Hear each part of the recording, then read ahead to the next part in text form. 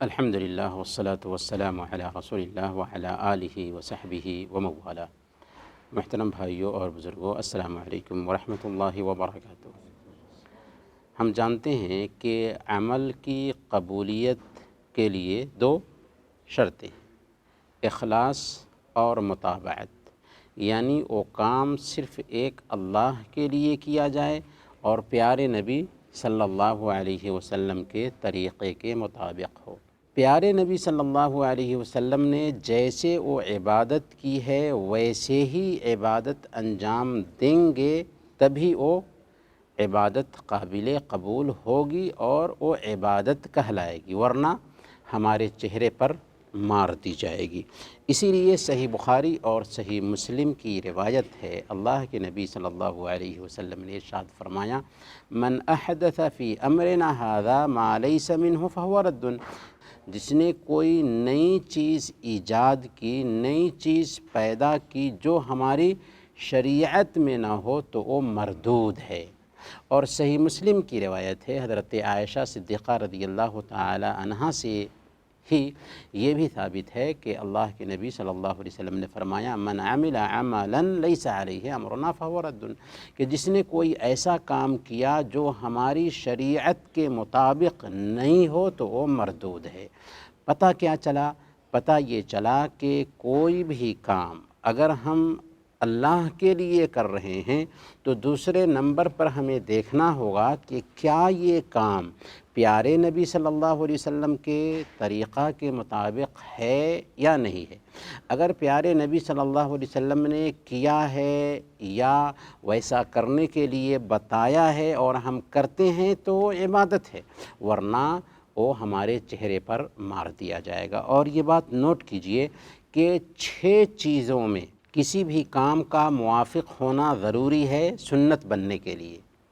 کون کون سی چیزیں ہیں؟ سب سے پہلے نمبر پر سبب میں، یعنی اللہ کے نبی صلی اللہ علیہ وسلم سے وہ سبب ثابت ہو۔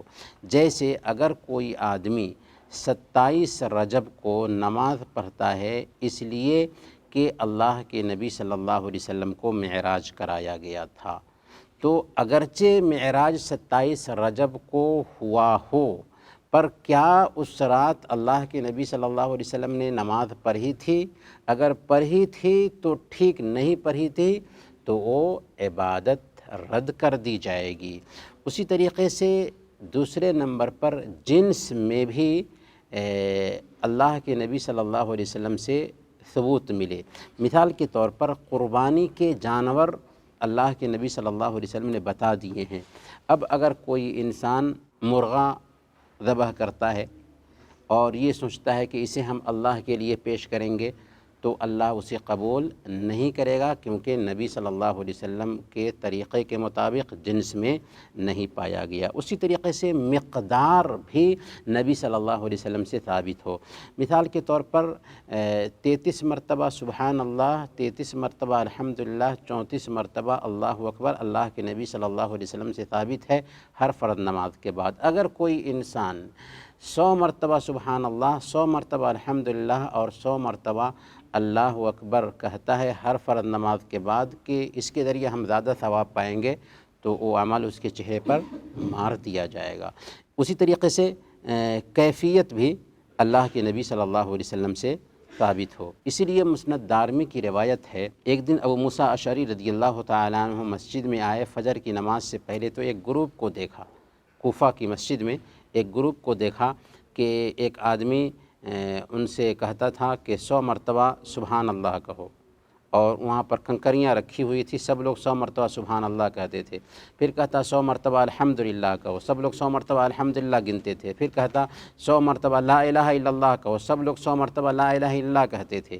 تو ابو موسیٰ اشعری رضی اللہ تعالیٰ عنہ نے اس وقت کے امام ابن مسعود رضی اللہ تعالیٰ عنہ کو جا کر کے بتایا کہ میں نے عجیب چیز دیکھی آج مسجد میں، کہ ایک گروپ بیٹھا ہوا ہے، ان کے پاس کنکریاں ہیں اور 100 مرتبہ تسبیح گن رہے ہیں وہ لوگ۔ فجر سے پہلے کا وقت تھا۔ ابن مسعود رضی اللہ تعالیٰ عنہ آئے اور ان کو ڈانٹ کر کے مسجد سے بھگایا اور کہا، لقد جئتم ببدعۃ ظلما وفضلتم اصحاب نبیکم علما، تم نے ظلم کرتے ہوئے یہ بدعت ایجاد کر لی ہے اور اپنے آپ کو نبی پاک صلی اللہ علیہ وسلم کے صحابہ سے بہتر سمجھ رہے ہو۔ اسی طریقے سے زمانہ بھی اللہ کے نبی صلی اللہ علیہ وسلم سے ثابت ہو۔ مثال کے طور پر قربانی کے لیے طے کیا گیا ہے کہ 10 ذی الحجہ سے لے کر کے 13 ذی الحجہ تک قربانی کر سکتے ہیں۔ اگر کوئی آدمی یہ سوچے کہ محرم میں قربانی کریں گے تو چلے گا؟ نہیں چلے گا، کیونکہ نبی پاک صلی اللہ علیہ وسلم کی سنت نہیں ہے۔ اگر کوئی آدمی عید کی نماز سے پہلے قربانی کر لے تو چلے گا؟ نہیں چلے گا، کیونکہ نبی اکرم صلی اللہ علیہ وسلم کی یہ سنت نہیں ہے۔ اسی طریقے سے جگہ بھی ثابت ہو جہاں پر عبادت کی جا رہی ہے۔ مثال کے طور پر اعتکاف مسجد میں ثابت ہے۔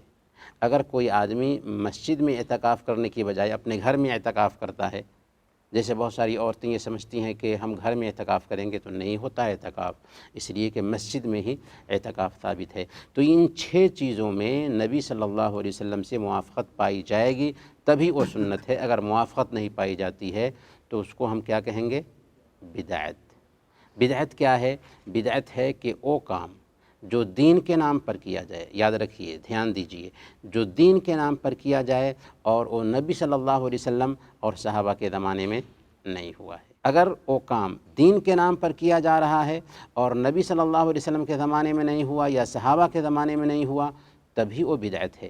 اگر دین کے نام پر نہیں، دنیا کے نام پر کیا جا رہا ہے، نبی صلی اللہ علیہ وسلم کے زمانے میں نہیں ہوا، صحابہ کے زمانے میں نہیں ہوا، تو بدعت ہے نہیں۔ جیسے یہ کیمرہ ہے، ہماری بات ریکارڈ کر رہا ہے، ہم موبائل استعمال کرتے ہیں، ہم فلائٹ پر سفر کرتے ہیں، تو یہ ساری چیزیں اللہ کی نعمت ہیں، نئی ایجادات ہیں، اور اس میں خیر کا پہلو ہے، یہ بدعت نہیں بلکہ نعمت ہے۔ لیکن دین کے نام پر اگر کوئی کام کیا جا رہا ہے جو اللہ کے نبی صلی اللہ علیہ وسلم کے زمانے میں نہیں ہے یا صحابہ کے زمانے میں نہیں ہے، تب وہ بدعت ہوگا۔ اگر کوئی کام دین کے نام پر کیا جا رہا ہے، اللہ کے نبی صلی اللہ علیہ وسلم کے زمانے میں ہوا ہے یا صحابہ کے زمانے میں ہوا ہے، تو کیا ہو جائے گا؟ سنت۔ اچھا، بدعت مردود کیوں ہے؟ اللہ کے نبی صلی اللہ علیہ وسلم نے کیوں کہا کہ جو آدمی کوئی ایسا کام کرتا ہے جو میری شریعت کے مطابق نہیں ہو وہ مردود ہے؟ کیوں مردود ہے؟ ایک انسان تو بدعت کرتا ہے، دین میں نیا کام کرتا ہے، اچھی نیت سے کرتا ہے، تو مردود کیوں ہے؟ مردود اس لیے ہے کہ اللہ تعالی ہی شارع ہے، اس کے رسول ہی شارع ہیں، یعنی اللہ اور اس کے رسول ہی دین کے احکام ہم کو بتا سکتے ہیں۔ اللہ تعالیٰ نے پیارے نبی صلی اللہ علیہ وسلم کو اسی لیے بھیجا تھا تاکہ دین کو مکمل کر دے، اور حجۃ الوداع کے موقع سے یہ آیت بھی اتار دی کہ الیوم اکملت لکم دینکم، آج میں نے تمہارے دین کو مکمل کر دیا۔ تو ہمارے دین کی بیوٹیز میں سے ایک بیوٹی یہ بھی ہے کہ یہ دین کیا ہے؟ مکمل ہو چکا ہے۔ جب مکمل ہو چکا ہے تو کیا اس میں اب اضافے کی ضرورت رہے گی؟ نہیں رہے گی۔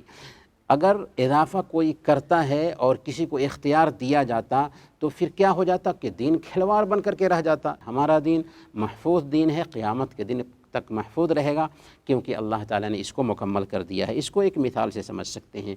سرکار نوٹ چھاپتی ہے اور سرکار کے پاس میں مہر ہوتا ہے۔ اگر کوئی عام آدمی ایک نقلی مہر بنائے اور نوٹ چھاپ کر کے اس پہ نقلی مہر بھی ڈالے اور سرکار کے پاس لے جا کر کے پیش کرے کہ میں نے بہت محنت سے یہ سارے نوٹ چھاپ دیے ہیں، یہ رکھیے اور استعمال کیجئے، تو کیا اس کو سزا ملے گی؟ دیش دروہی کی سزا ملے گی، ملک کا غدار ہے کہ تم نے نقلی نوٹ بنایا۔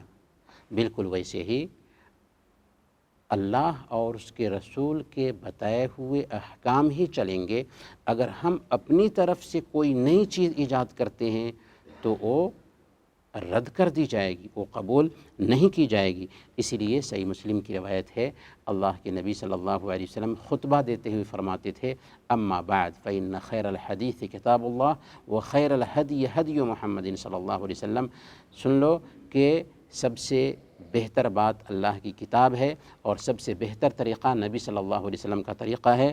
وشر الامور محدثاتها، اور بری چیز دین میں نئی چیز ایجاد کرنا ہے۔ وکل بدعۃ ضلالہ، اور ہر بدعت گمراہی ہے۔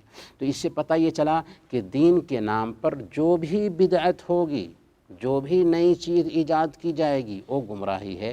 دین میں کوئی بدعت حسنہ نہیں ہوتی، اچھی بدعت نہیں ہوتی، بلکہ ساری بدعتیں کیا ہے؟ گمراہی ہے۔ اسی لیے اگر کوئی آدمی یہ کہے کہ یہ بدعت حسنہ ہے، یہ اچھی بدعت ہے، تو ہم کہیں کہ نہیں، اللہ کے نبی صلی اللہ علیہ وسلم نے کہا کہ ساری بدعتیں گمراہی ہیں۔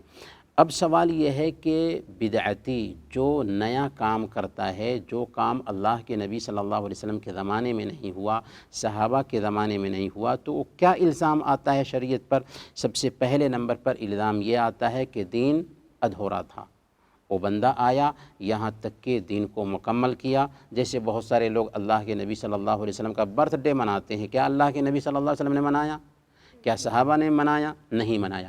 اب اگر کوئی انسان مناتا ہے تو گویا کہ وہ دعویٰ کرتا ہے کہ دین مکمل نہیں تھا، میں نے مکمل کر دیا، حالانکہ دین مکمل تھا۔ اسی لیے امام مالک رحمۃ اللہ علیہ بیان فرماتے ہیں من ابتدع فی الاسلام بدعۃ یراھا حسنۃ فقد زعم ان محمدا خان الرسالہ، کہ جو آدمی دین میں کوئی نئی چیز ایجاد کرتا ہے اور سمجھتا ہے کہ یہ نئی بدعت ہے، تو وہ گمان کر رہا ہے کہ محمد صلی اللہ علیہ وسلم نے معاذ اللہ دین کو پہنچانے میں خیانت سے کام لیا ہے، حالانکہ ایسا تصور نہیں کیا جا سکتا۔ کیوں؟ اس لیے کہ اللہ فرماتا ہے الیوم اکملت لکم دینکم، آج میں نے تمہارے دین کو مکمل کر دیا ہے۔